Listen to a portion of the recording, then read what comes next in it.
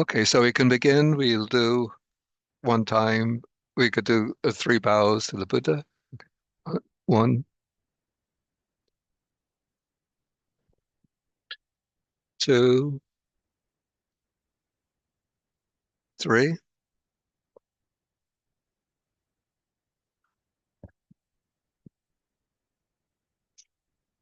And then we'll do one time the salutation. Namo tassa bhagavato arahato samma sambuddhassa. Homage to the Blessed One, the Worthy One, the fully enlightened one. Okay, so good morning, everybody. And today is December 6th. Well, we're coming closer and closer to the end of 2025, a very eventful year. And now we'll be continuing with our reading of the Anguttara Nikaya. And let me share the screen.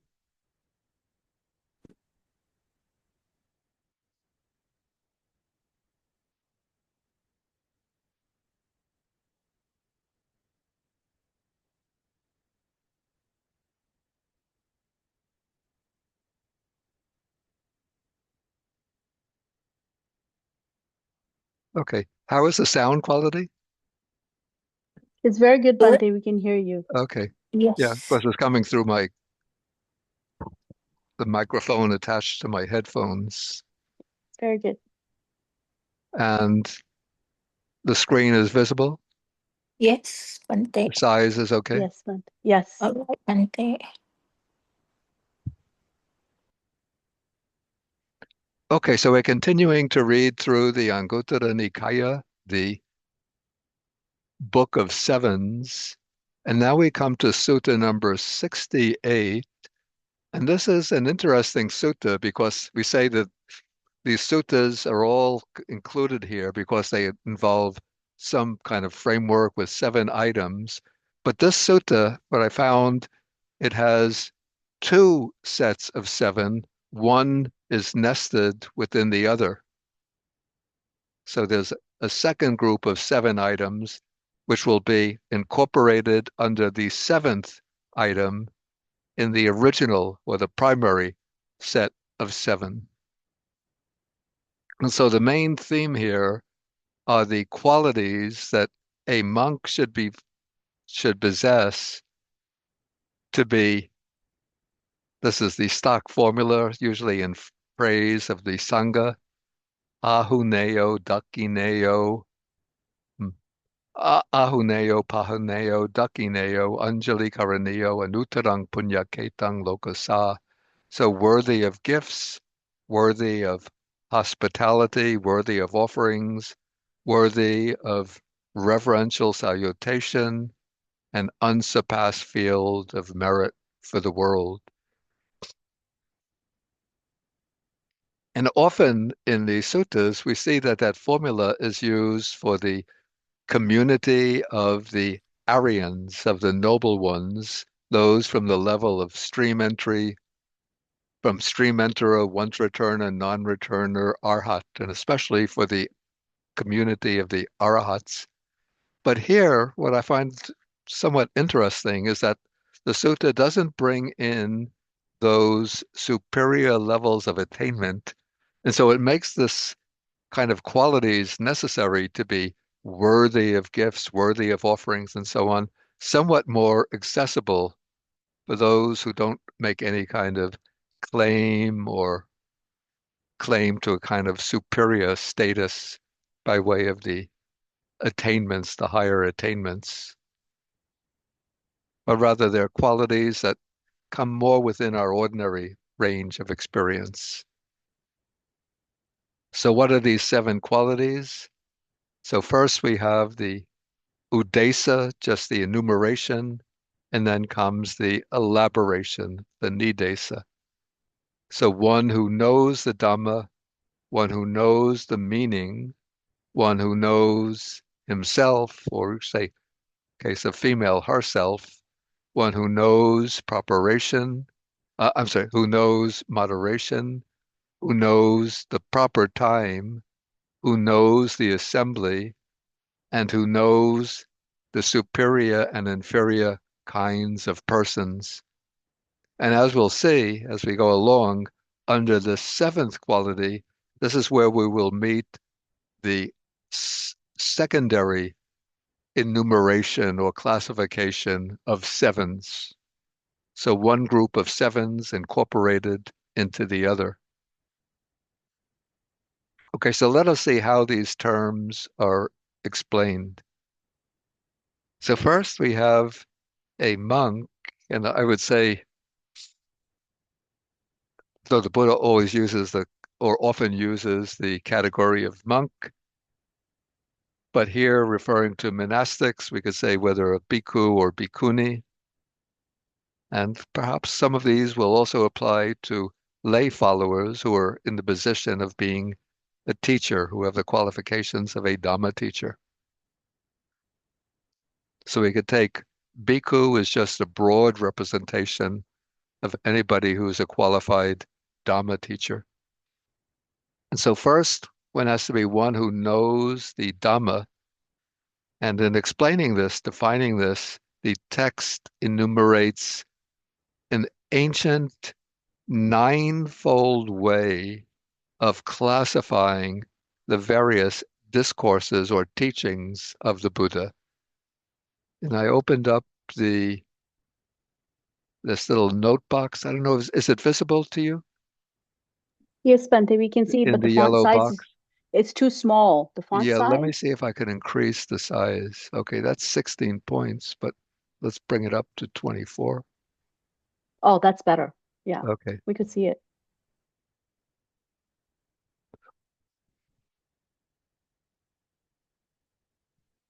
Okay, so we have this ninefold, this is known as the ninefold classification of Dhamma teachings.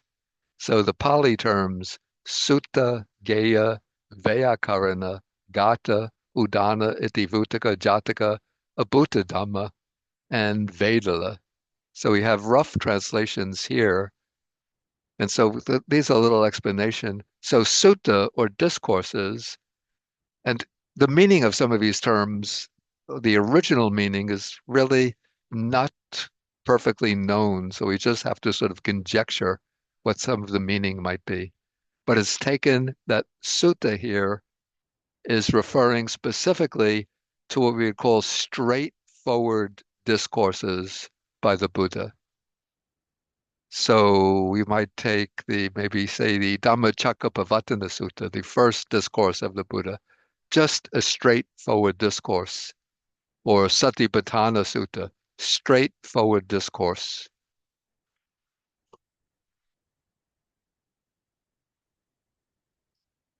And so even this sutta that we're looking at right now, this would come under the category of sutta, straightforward discourses. Okay, the second category is called Gaya, and this is interpreted as suttas that involve a mixture of prose and verse. And so you could take as an example of this, even in the Anguttara Nikaya, in, say, the Book of Fours. Yeah, if you still have it, if you just open it up, you see in the Book of Fours, the first bunch of suttas have a prose portion, and then it ends each of these suttas with some verses. I'm just looking at it. I just opened my own Book of Fours. And so we see this combination of prose and verse. So that is known as Gaya. Another example of this would be in the Samyutta Nikaya, the or even uh, we could say the famous Mangala Sutta, the Mahamangala Sutta. So it starts off with prose, Evang me sutang. On one occasion, the Blessed One was living in Savatthi, Jeta's grove. Then a certain deity came to the Buddha, approached the Buddha, bowed down to him, stood to one side, and then recited a verse. And then we have the rest of the sutta in verses. And then continuing in the Samyutta Nikaya, the first volume of the Samyutta Nikaya, the Sagata Vagga, is a collection. Most of those suttas have a prose portion and verse. So those would come under the category of Gaya, mixed prose and verse. Whoops. The second category is called Vyakarana. Here it's translated as expositions, but also the word Vyakarana can be maybe be rendered as answer, the answer to a question. So these will be suttas that take the form, or sometimes a monk, or sometimes a lay disciple will come to the Buddha and ask a question, and then the Buddha will give the sutta, will give the exposition by providing an answer to the question. So we see many, many suttas like this. Somebody comes and says, Bhante, say Ananda is coming to the Buddha. This is in the Samyutta Nikaya. He says, Bhante, there's a saying, sunyo loco, the world is empty, the world is empty. In what sense is it said the world is empty? And then the Buddha will answer that the I is empty of form, the I is empty of a self or anything belonging to a self. Forms are empty of self, anything belonging to a self, and so on. So those suttas take the forms of answers to questions. Okay, then the next category is called gata, and those are discourses or teachings that are delivered entirely in verse. And so we could say maybe the prime example of this would be the Dhammapada, all of the Dhammapada 423 verses, or something like the Metta Sutta, entirely in verse, the Ratana Sutta, entirely in verse. So those are suttas, or those are teachings that just take the form of verses. Then the next category is Udana, and there's a book in these, or a collection in the Sutta Pitaka called the Udana. The word Udana means an uplifting or joyful or inspired utterance. And so there's a collection in the Sutta Pitaka of suttas which there has a prose portion, and then after the prose portion, it says that on that occasion, the Blessed One uttered this udana, this joyful utterance. And then there'll be usually a verse. Sometimes it will be a statement in prose that expresses a kind of joyful comment in response to the prose portion of that sutta. And even though the Udana is a separate book in the Sutta Pitaka, but there'll be other suttas scattered throughout the Sutta Pitaka, which end with a joyful utterance by the Buddha. So even though those suttas might not have been included within the Udana collection, but still, in terms of this scheme of classification, they will be identified as Udana. Okay, the next category is iti vutika, and here it's translated roughly, imperfectly, unsatisfactorily as quotations.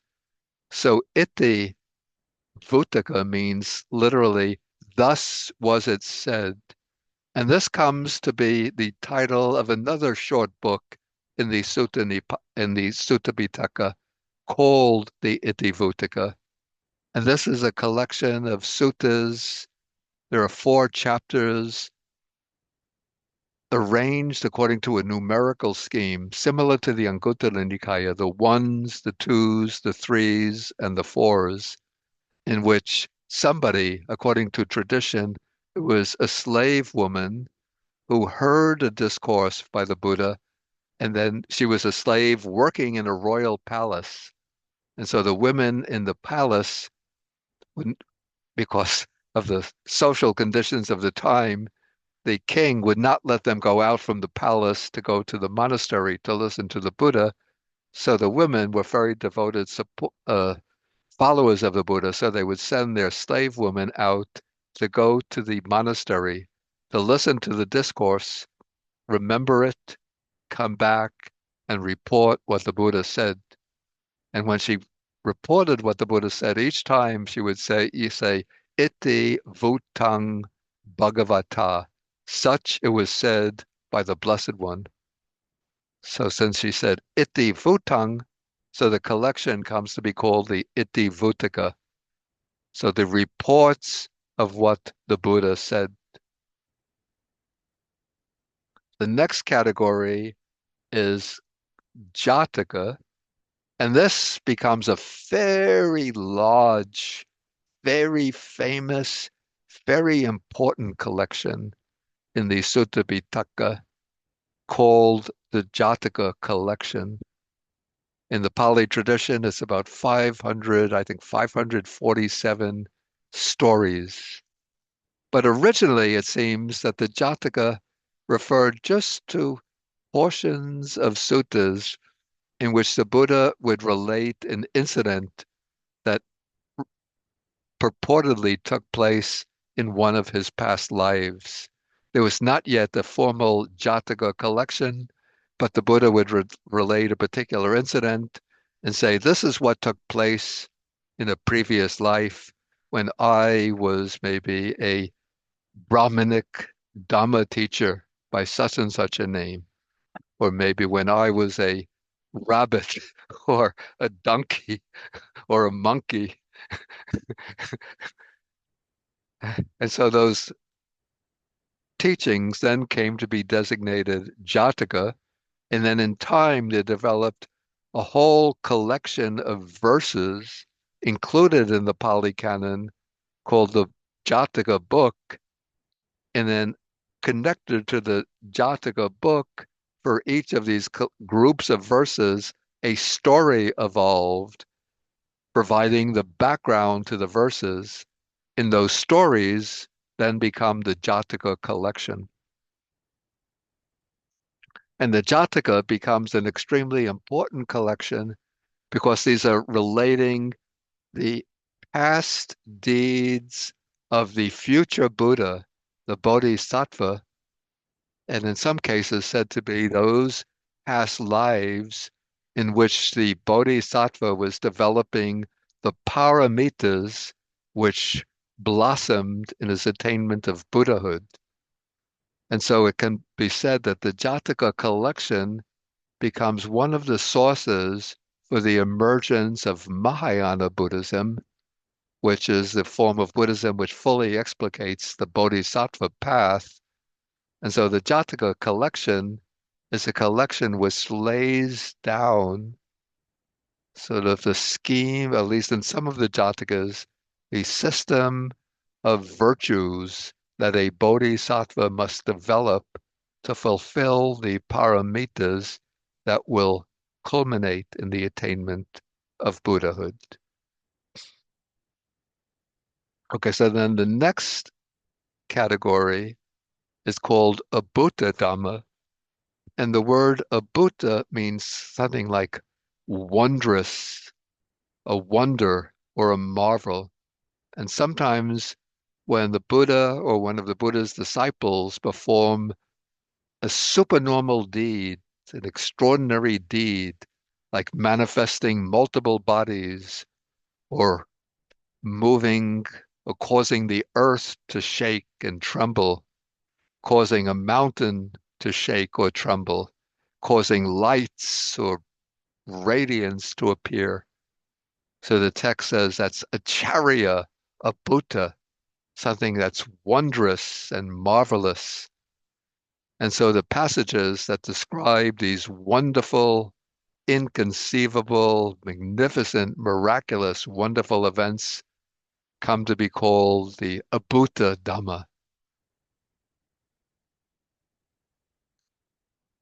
And then the ninth category is Vedala, a term which is not well understood, but in the Pali, this collection of the Pali suttas, there are two suttas which are designated Vedala. Both of these occur in the Majjhima Nikaya. One is number 43, called the Mahavedala Sutta, and the other is Sutta number 44, the Chula Vedala Sutta. So one is the larger Vedala Sutta, the other is the shorter Vedala Sutta. And those suttas take the form of a series of questions and answers. And so I think the Pali commentaries interpret Vedala to mean a sutta that takes the form of a kind of question and answer exchange, usually between two monks. In the case of the Chula Vedala Sutta, it's a layman named Visakha who questions a bhikkhuni named Dhammadina. But there are numbers of other suttas that take the form of this question and answer exchange, where one question stimulates an answer, then in response to that answer, the interrogator will ask another question, then comes another answer, then comes another question. And so in this way, you get a whole series of questions and answers. And so those types of suttas can be brought under the category of Vedala. So that goes through the old ninefold classification of genres, of categories or types of discourses. And so one who knows the Dhamma will be one who knows these different categories of discourses. Okay, so that is one who knows the Dhamma. And then next essential quality to be considered as one who is worthy of offerings, worthy of gifts, is that one has to know the meaning. So probably to know the Dhamma means that one bears these teachings in memory, one has stored them up and remembers them. But that's not enough. You also have to know the meaning. So somebody says, what is the meaning of this? And then one can explain, interpret, elaborate, make the meaning clear in a language that others can understand. And so it said, one who knows the meaning, here the monk knows the meaning of such and such a statement. This is the meaning of this statement. This is the meaning of that statement. In that way, one is one who knows the meaning.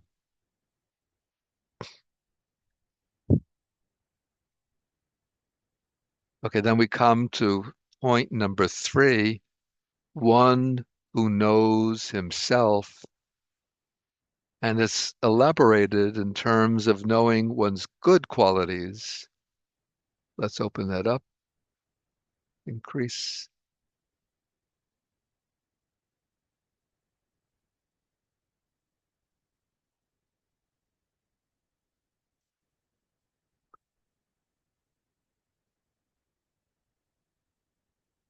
And so the text mentions that, whoops,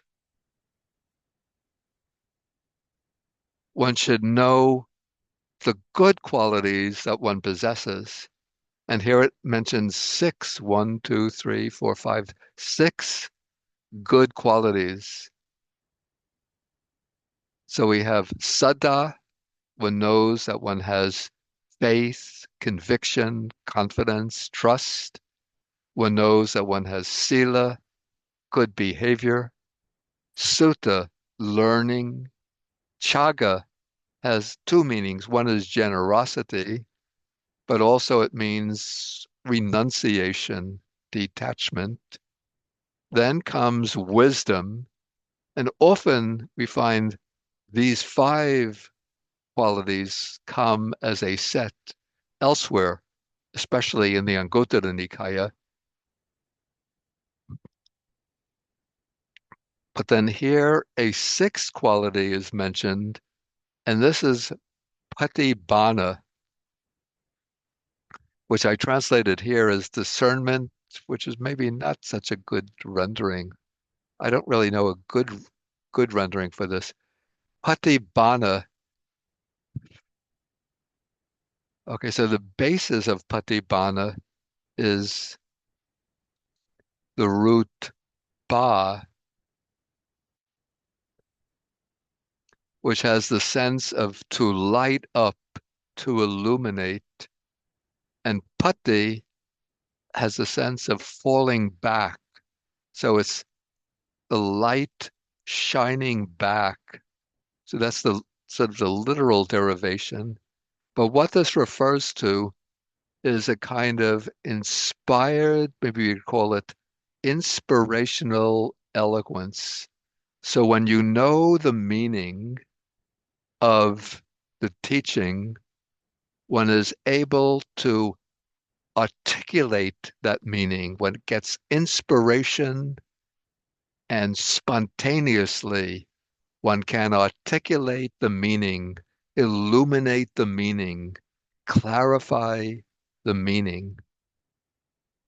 So we could say that the first five qualities are qualities that are beneficial to oneself, and the sixth quality, patibhana, is what makes one's own wisdom beneficial to others because one knows the Dhamma, one knows the meaning, one has a foundation of these five distinguished or excellent qualities, and then through patibhana, one is able to articulate the meaning and illuminate the meaning in order to convey the Dhamma to others, to awaken, to enlighten, to bring forth the wisdom in others. And we'll see below how patibhana, as a way of benefiting others, comes again appears in the second scheme of seven good qualities.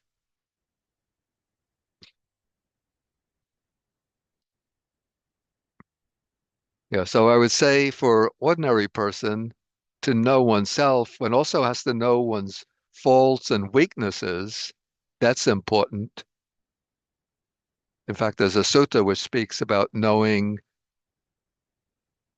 even in the Satipatthana Sutta, we have this that you know when there's the five hindrances, desire, sensual desire, ill will, dullness, restlessness, doubt. One is aware, one has those weaknesses. But here is elaborated in terms of knowing the good qualities that one possesses.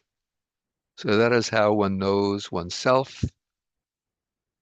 Then we come to the fourth good quality, and this is called, oh, I didn't put the Pali in. Let's see if I could find it. It's rendered as knowing moderation.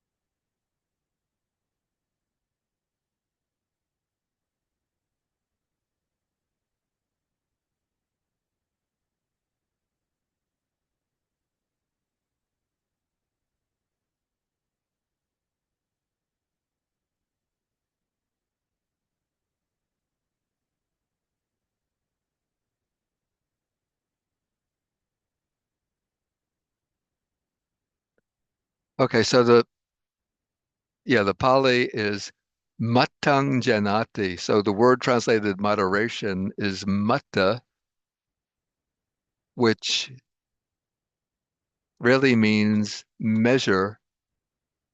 In Sanskrit, it's matra, and it's related to the English word meter. In the British spelling, I think it's meter. You could see, interesting, the connection, the relation between Sanskrit and even English. So meter is the way we measure distance.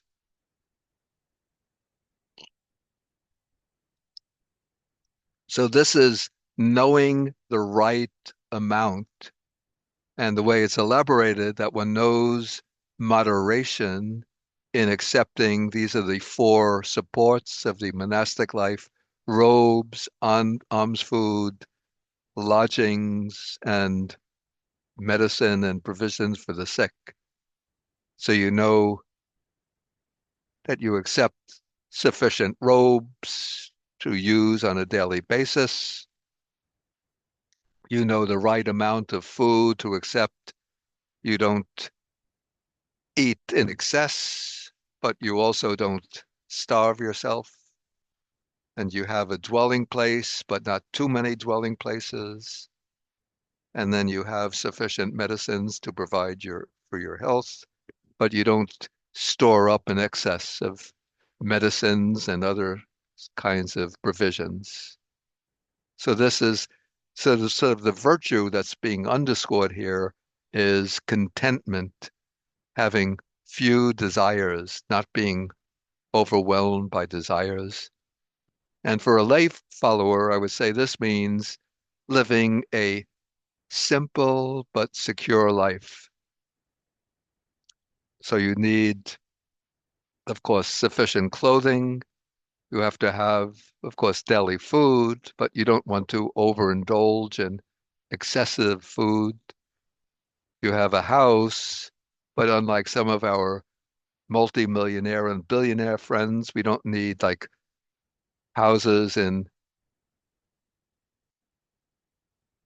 the northeast of the United States, another house in California, a vacation home in Hawaii, another vacation home in Switzerland, and where else? Of another home in the Riviera. Okay, so you have a dwelling place, and then of course you have some kind of health insurance. So this is knowing contentment. In a way, this is an expression of the middle way, that you have a satisfactory material support, but you don't overindulge in material acquisitions, possessions. Okay, then we come to the fifth quality mentioned here, and this is knowing the proper time.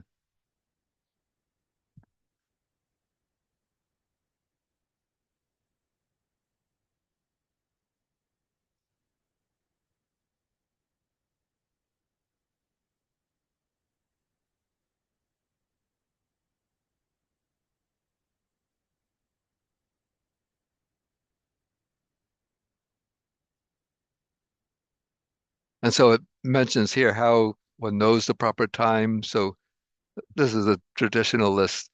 You know that this is the time for learning, the time for questioning, or maybe we could say more broadly, Dhamma discussion, Dhamma sakacca. And then this is the time for exertion and the time for seclusion. And so I would say that these four categories of time can be summarized sort of briefly, put into the two categories: the time for study. So those are the first two, learning and questioning, and the time for practice. So actually, it seems to me that actually seclusion should come first, that one goes off into seclusion. And when you go into seclusion, then you make the exertion in meditation practice. But then maybe you could get a more general interpretation of this category. You have to know how to use your time properly. Don't squander, we shouldn't squander our time. And people living in the household life, don't use all of your time for work so that you don't have any time to devote to the Dhamma.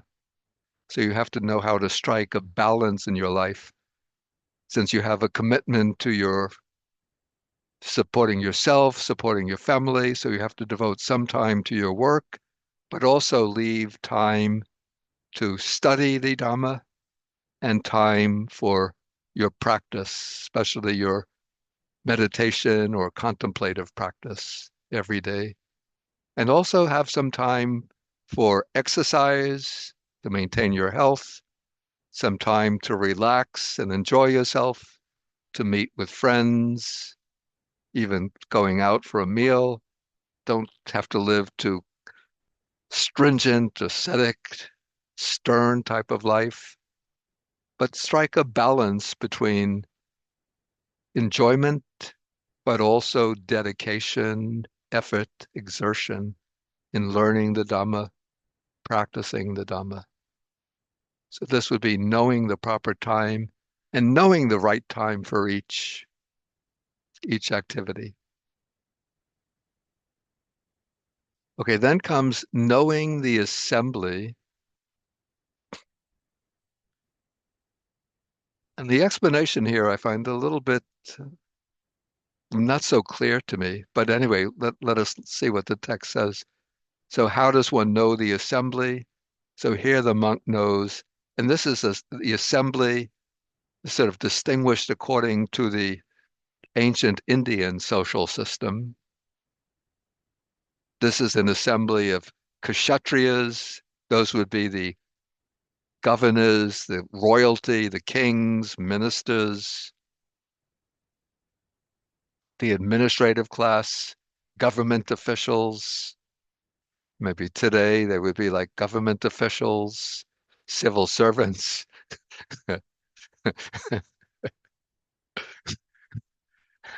And this is an assembly of Brahmins. So the Brahmins would be those in ancient India who maintained the ancient Indian, the Vedic tradition of rituals, sacrifices, ceremonies. Today, say if a monk is invited to an interfaith service, so he'll be meeting together with priests, ministers, Islamic imams, Jewish rabbis. So in that case, you have to speak to the co-religionists, those who are, representing the different religions. Then we have an assembly of householders. And what's interesting, according to the ancient Indian system, we have the four in the household life, four social classes: Kshatriyas, Brahmins, Shudras, Vaishyas, who are the merchants, and Shudras, who are the workers, the laborers, the servants. But when the Buddha is speaking in reference to his own community of lay followers, he maintains the separate Kshatriyas because you don't want to offend, the government officials, the administrators, the royalty. And the Buddha always shows some respect towards the Brahmins, since they maintain the old Indian religious tradition. But when it comes to the other two groups, the Vaishyas, say the merchants, the today this would be maybe the capitalist class, those who own the corporate executives and so forth, businessmen, and the Shudras would be the workers, the laborers. But the Buddha collapses them both simply into the category of householders. So he's not maintaining that distinction of Vaishyas, Shudras, and even those who are outside the caste system, the Chandalas, the so-called outcasts. The Buddha doesn't recognize those distinctions, but just groups them all into this category of householders. And then comes the assembly of ascetics. So this would be the renunciants. Actually, this would partly include those we could say who have renounced the world. So this would be today we would say the different swamis, monks from different traditions, as well as the fellow Buddhist monastics. And so the reason why you have to know the assembly, because when the monk sometimes has to give a Dhamma talk, you have to know the appropriate way to speak to each community. This is why I find this elaboration a little bit unclear to me. One should approach this assembly, one should approach in such a way, stop in such a way, sit down in such a way, speak in such a way, remain silent in such a way. I don't quite know why those distinctions are made, but I think in my understanding, what's important is this one. One should speak in such a way. When giving a Dhamma talk, one should know the appropriate way. If one is invited, say, if I'm invited, I don't have this experience, but invited to come to the White House to give a talk, or invited to the governor's mansion, or invited to um, maybe the Carmel City Council to give a Dharma talk, then I should know the appropriate way to speak. If I'm in an interfaith assembly, with rabbis, priests, ministers, imams, then you have to know the appropriate way to give a talk. If I'm giving a talk to lay people, I know how the appropriate way to give the talk. If I'm speaking to a group, say, of my fellow Buddhist monastics, then I'll give the talk in another way. So you have to know the assembly. What is the appropriate way to speak to that assembly? What is the way to address their concerns, to awaken their interests, to resolve their problems? So that's an important quality that makes one a qualified, let's say, a qualified Dhamma teacher. Okay, so that is the sixth quality.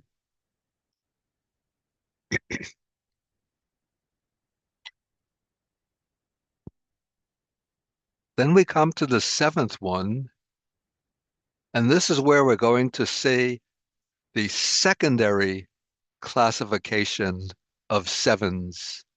So the monk is one who knows the superior and inferior kinds of persons, and he does this by understanding people in terms of pairs.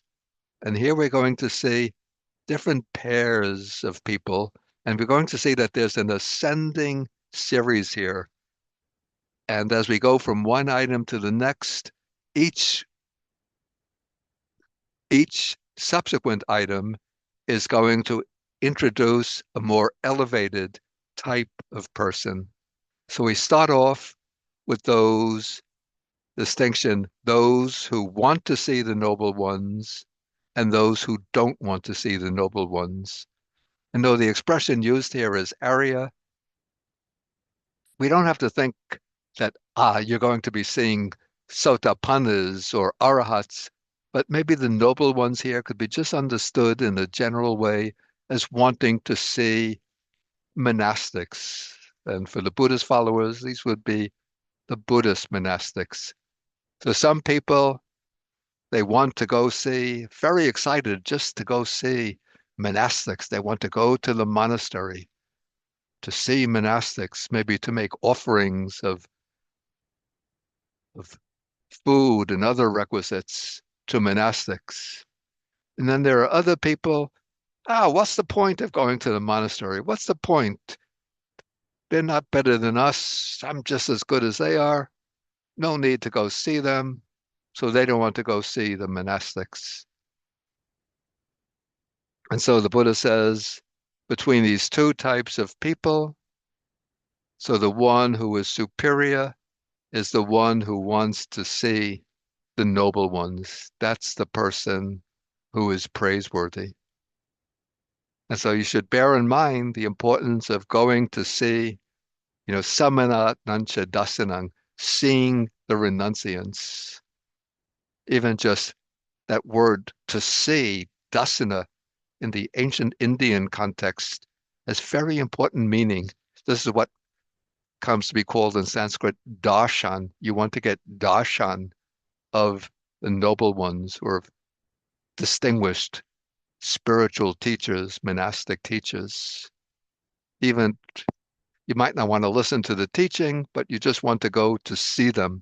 And that is considered to be a kind of uplifting, inspiring source of benefit to see those who have given up all worldly concerns in order to go forth into the homeless life, taking on the ochre or brown robes or whatever color robes as followers of the Buddha.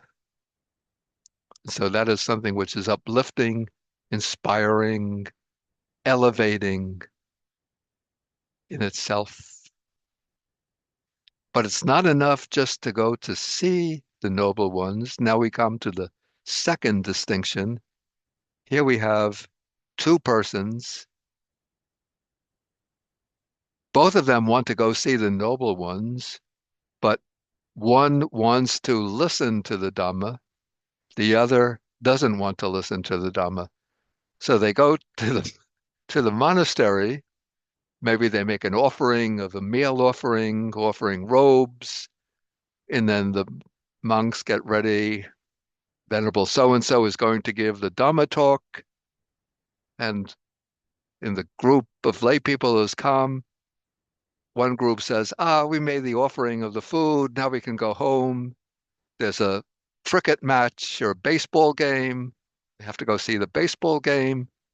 But the other person or other group says, no, we didn't come here just to make a meal offering. He's going to give a Dhamma talk. Don't you want to hear the Dhamma talk? Very important to listen to the Dhamma. So we have those two types of people.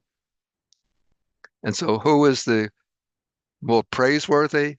The one who comes, offers the food, and then goes home to watch the cricket game, or the one who wants to stay at the monastery to listen to the Dhamma talk? So the one who's more praiseworthy, the Buddha says, the one who wants to sadhamma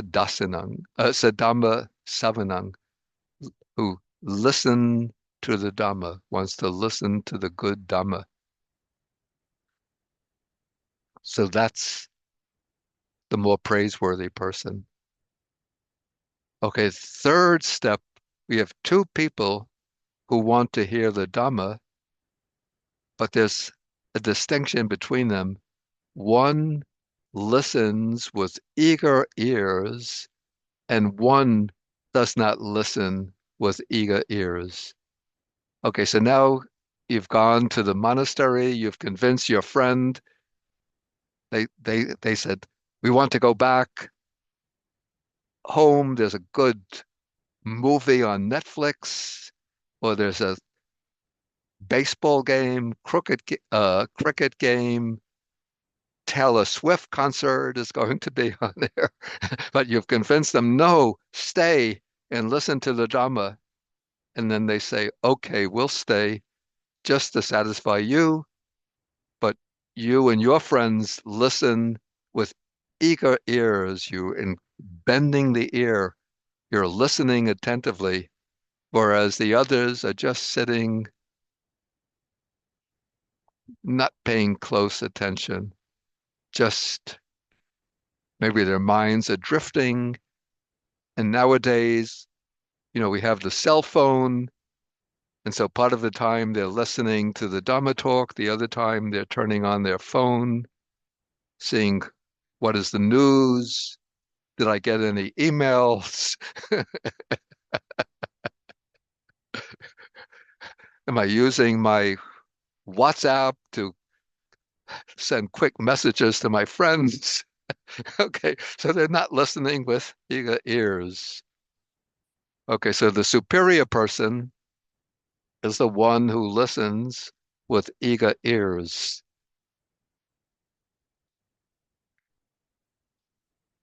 Okay, now we come to the fourth distinction.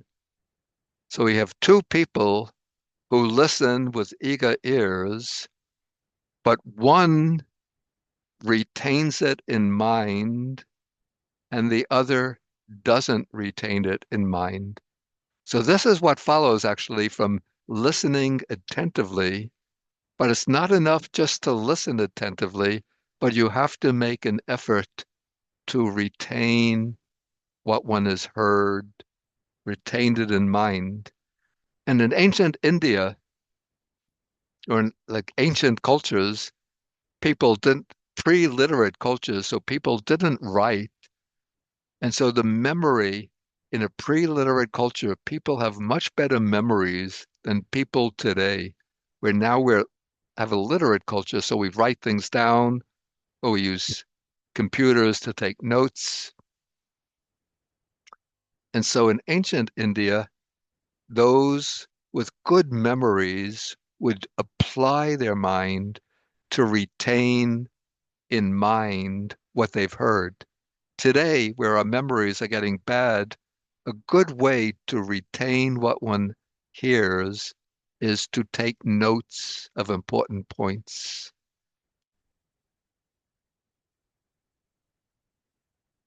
I remember actually, even still today, when I give talks in the classroom, in a hall, I see some people have their notebooks, they're taking notes, or a little computer or notepad, and then they take notes.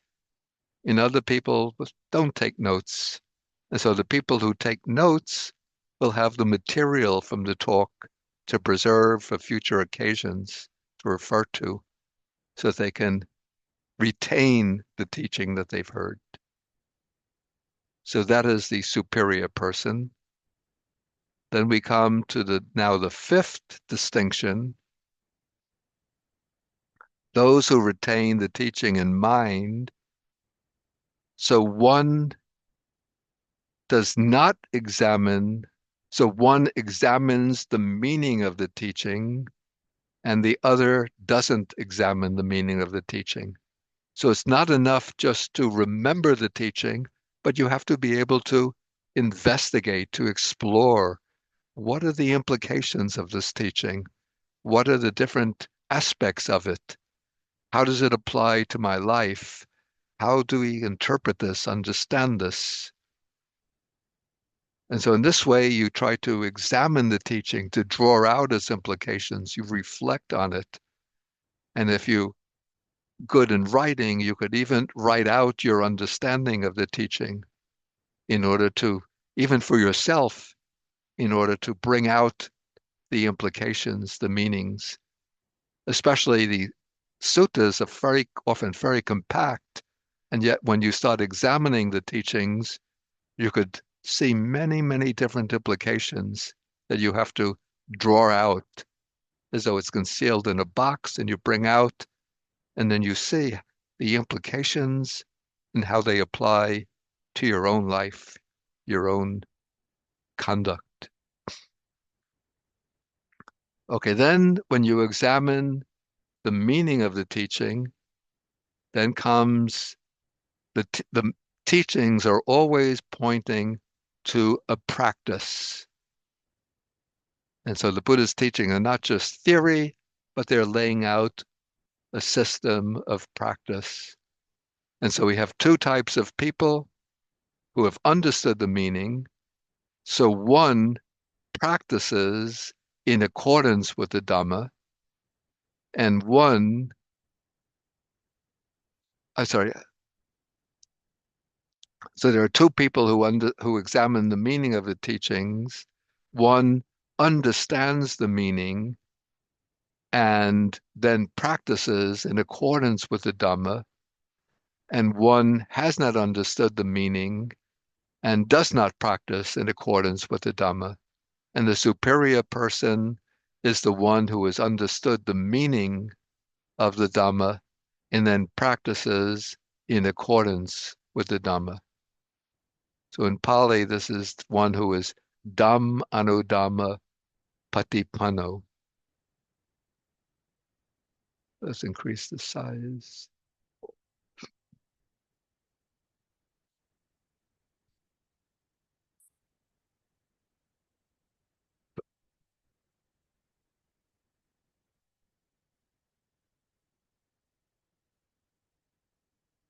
Yeah, so this is Dham Anudhamma Patipanno.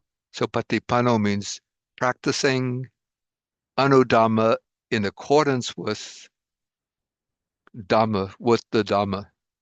So you say practicing the Dhamma in accordance with the Dhamma. So it's not enough just to understand the meaning, but you have to practice in accordance with the Dhamma. So that is the sixth beneficial quality, praiseworthy quality.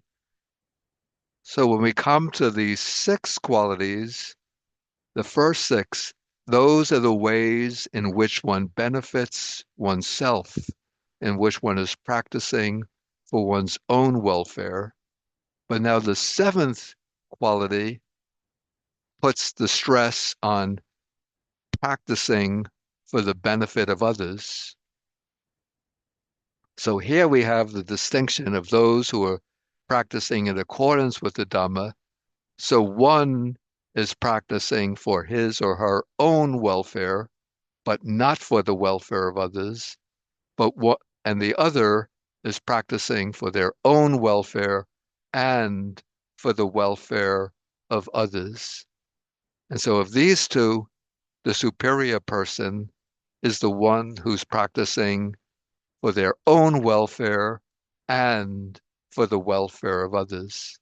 So this would be the person who develops, we could say, the qualities of metta and karuna, loving kindness and compassion, and then out of compassion for others, acts for the welfare of others in whatever way is available to them, accessible to them.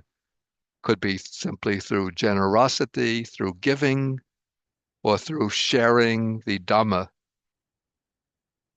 writing, preaching, teaching, whatever way leads to the welfare of others. And so it's in this way that the monk or any practitioner understands people in terms of pairs. And so then, possessing these seven qualities, the monk is worthy of gifts and so on, an unsurpassed field of merit for the world. Okay, so with this, then maybe we can take some questions. And so if you have questions, then you can use the hand symbol. Okay, so I see a few hands have gone up. So we start with Gita. Thank you, Bhante. Amazing, wonderful teachings for sharing with us. Sadhu, sadhu, sadhu. Bhante, my question is, what if one is listening intently but not making notes? Like I find that if I go to make notes, I'm missing points because I'm too busy writing. Yeah, yeah, So uh, what I do, yeah, what I do is I give my full concentration 100% yeah. to the teaching. And then fortunately for me, the bhikkhus and the bhantes post this online, The whatever the recordings. Dhamma talk is. Yeah, the recordings. So I Yeah, yeah, go back to the recordings and now I start writing yeah. Of course, all the that. Yeah, important points yeah. That's right. and No, review them. exactly, exactly. No, Yeah, that's so very good. Yeah, that's good. That's a good way, right? Because that I find that exactly. it's very helpful. Yeah, Thank you, exactly. Bhante. Yeah, thank Thank you. you. Yeah, that was a very Thank you. good, very good contribution. Yeah. Thank you. And I find that to be true myself too. Like sometimes if you're taking notes and the speaker is continuing, Yes, Bhante. you're sort of Hanging. a minute or so behind what Yeah, the speaker is saying, or at least correct. 30 seconds behind. Yeah, yeah. I find this way is much Yeah, better. yeah. Yeah. Thanks, Bhante. Okay, so we continue. So Majid, Good morning, Bhante. Thank good you for morning. your teaching. The first part of the Sutta 68, part one, when you're talking about the Dhamma and the nine discourse or nine books, this Pali Canon was written after Buddha. Then how this first part talking about different books? They're not different books as such. I said that they're different genres or different categories of the teaching. Yeah, later, some of these the suttas that fall into these categories then became collected into, we maybe call them texts. This is even in the period before writing, but they became different collections. So we have the collection, the Udana, the collection of inspired utterances, and the Itivutika, another small book or collection in the Sutta Pitaka.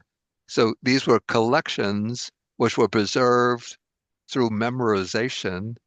And then later, when writing came into use, then they were written down in the form of books.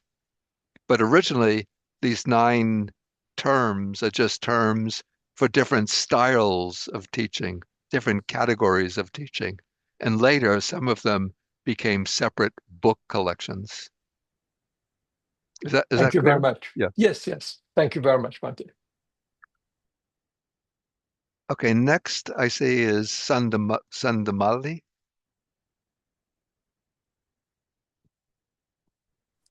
Yes, Bhante, Teruvan Saranai. I'm finding a couple of words a little bit not necessarily confusing. The word reflect, contemplating, and meditation itself, is that all the same?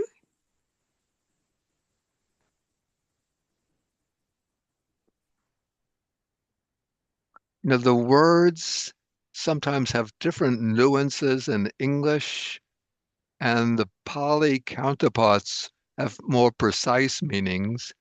Okay, so when I use the word reflect, that refers more, I'm using it to refer more to sort of intellectual activity that involves thinking about the teaching. So this is where corresponds to examining the meaning.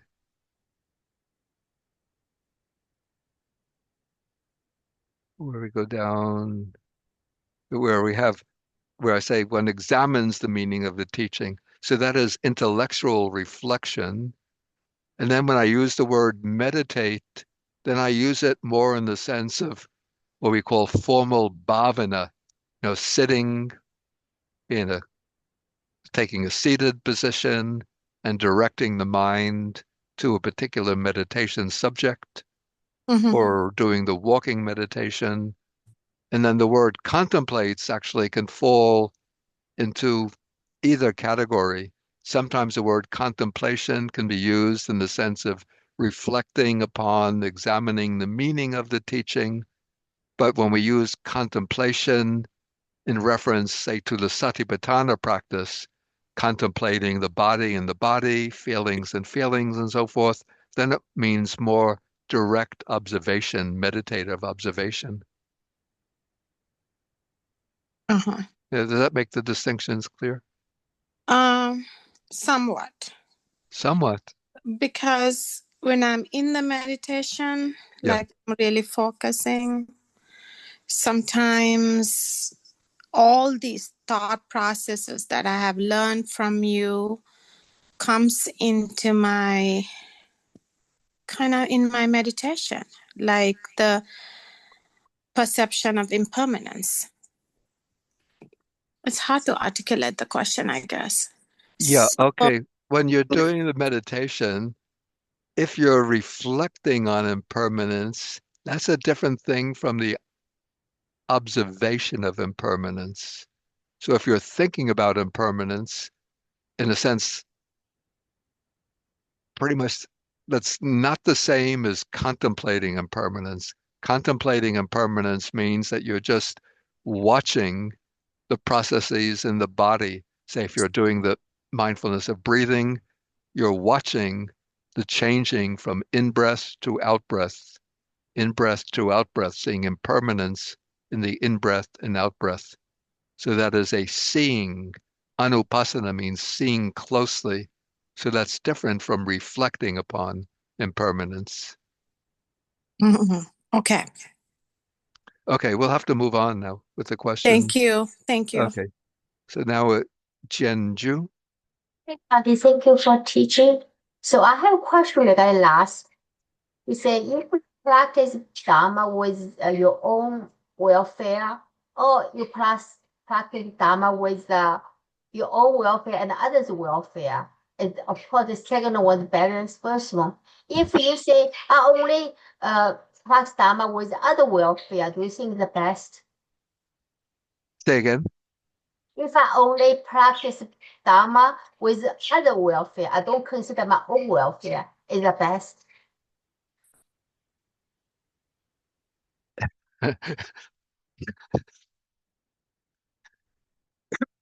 Yeah, I say that you don't really think about your own welfare.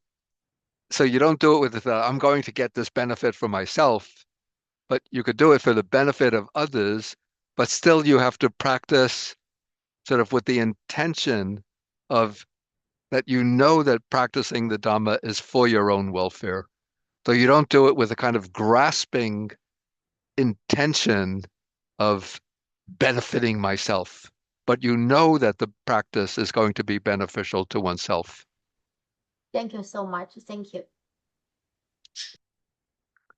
Okay, then I think we'll just have to, okay, then we'll take Vandana. Thank you, Bhante, for your teachings, and thank you for helping Sri Lanka, you and Geeta.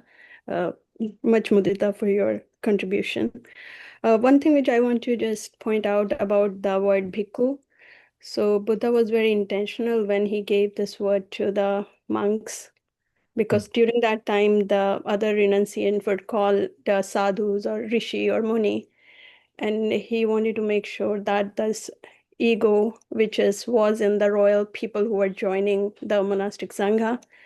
So bhikkhu literally mean a beggar, a bhikshu in Sanskrit, right? Yeah, yeah. So that was the reason, and then that's why he has to lay down so many rules for them. So I just wanted to uh, say that I hear that from other teachers as well, that lay people, whoever is practicing the Dhamma should be addressed as a bhikkhu, but I think that's not going to be accurate because there are different rules. Yeah. It just applies to the bhikkhu sangha.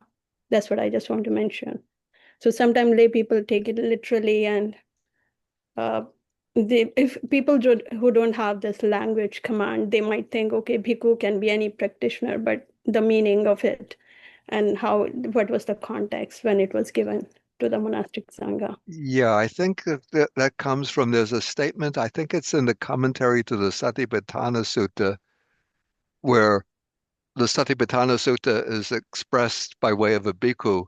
Ida bhikkhave bhikkhu kai kai Kana pasati viharati. kai viharati.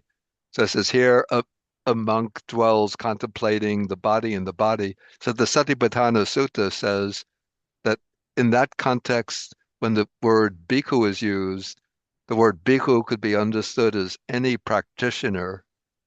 So that's, I think, the point in that commentary is that the practice of the Satipatthana laid out in the sutta is not confined only to ordained monastics, but any practitioner who takes up the practice. So that the teaching laid out in the sutta applies to any practitioner who takes up the practice of Satipatthana. No, But yeah, But that doesn't mean that when the suttas use the word bhikkhu, it doesn't mean that any practitioner can be called a bhikkhu, but the word bhikkhu really refers to those who have taken the full ordination. Yeah.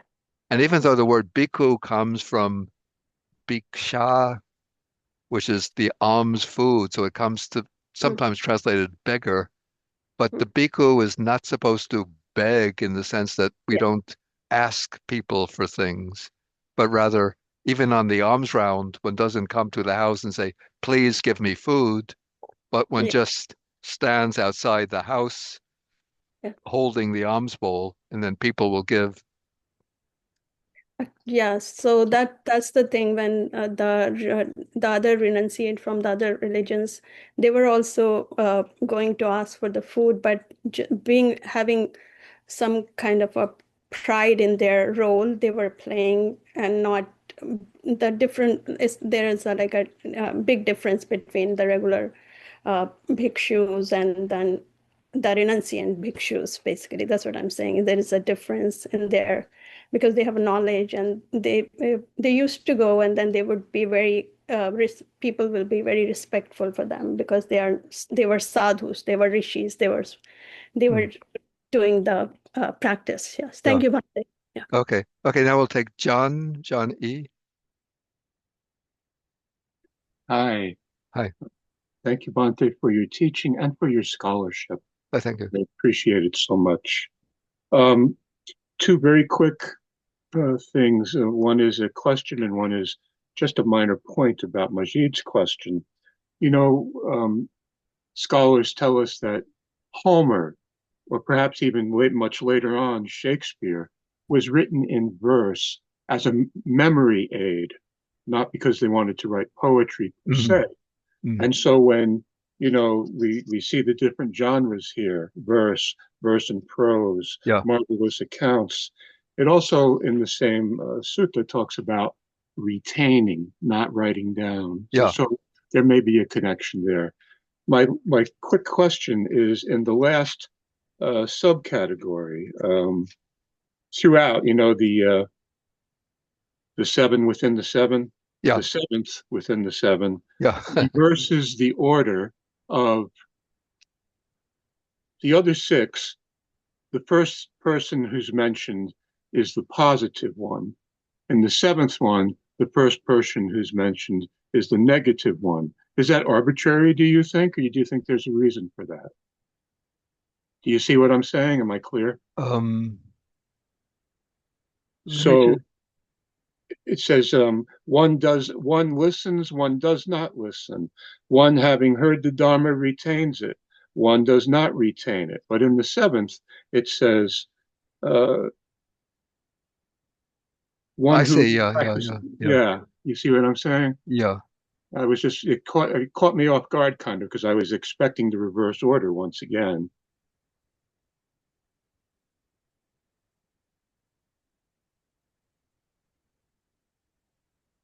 Let me just see. I'm not quite sure. Okay.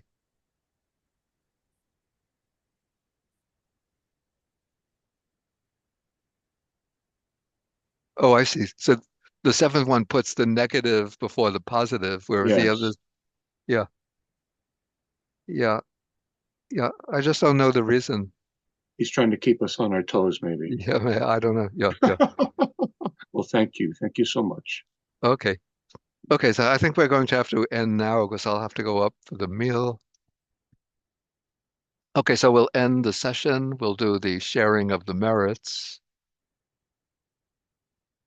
And so we share the merit with the Dhamma protecting devas, the nagas, and the other spirits.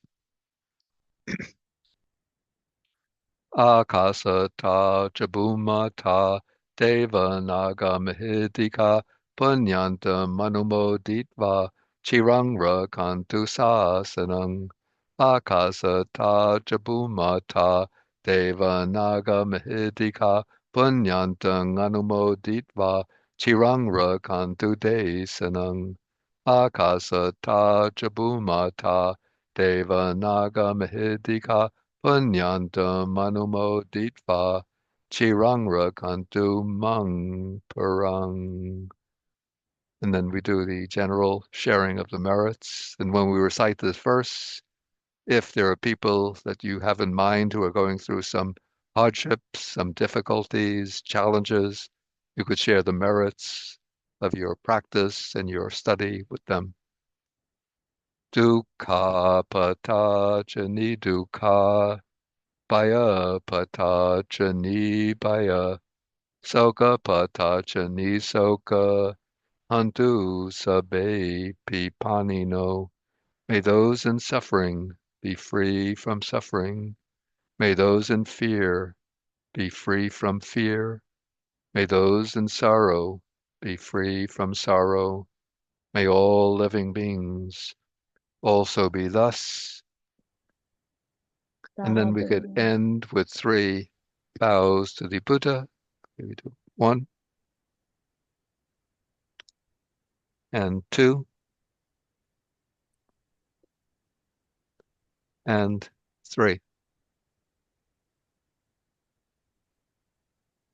And a bow to Bhante Bodhi, our Okay. dear, dear teacher. Thank you, Bhante. Okay. you, So thank you, Bhante. everybody. Thank you Thank so you, much, Bhante. Bhante. Okay. Thank So you, thank you Bhante. all. Thank you, Bhante. Thank Thank you, you so Bhante. much. Warm You're Bhante welcome. Bhakti Bhante, Bhante. Bhante, Enjoying Thank you, long Bhante. lasting. Thank you, Good to Bhante. see Thank you, everyone. Okay. So Bhante. okay. Happy So thank lunch, you. Bhante. Thank you. Thank you, Sadhu, Sadhu, Thank you, Bhante. Bhante. Okay. Bye-bye. Thank you very much. Have a Okay. good Thank lunch, you, Bhante. Bhante. Namaste. Okay. Thank Everybody. you. Yeah. Sarvan Sadhu, Satnam sadhu, Namo Buddhaya. sadhu. We'll Thank see you, you on Wednesday, Bhante. Bye-bye, Bhante. Bhante. See you Wednesday. Okay. So I'll have to go up now. Yes. Bye. Bye, Bhante. Bye bye. Okay. Take care.